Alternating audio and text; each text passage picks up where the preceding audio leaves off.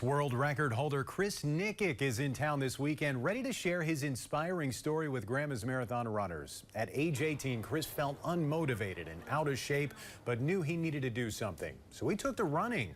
After training and working hard, Chris ran his first Ironman triathlon in 2020 and another 2 years later, making him the first person with Down syndrome to ever complete an Ironman.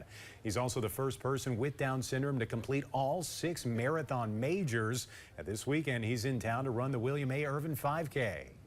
The reason why I came all the way from Orlando is to have fun, create the buzz, create the crowd, and just run.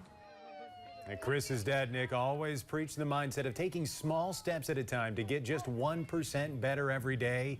Chris actually shared that message with a group of teens today, leading them in physical activity.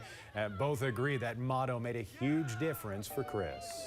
The idea is that you teach people to not quit, because quitting is when you lose out on opportunities, and if you don't quit, all kinds of amazing opportunities are ahead of you.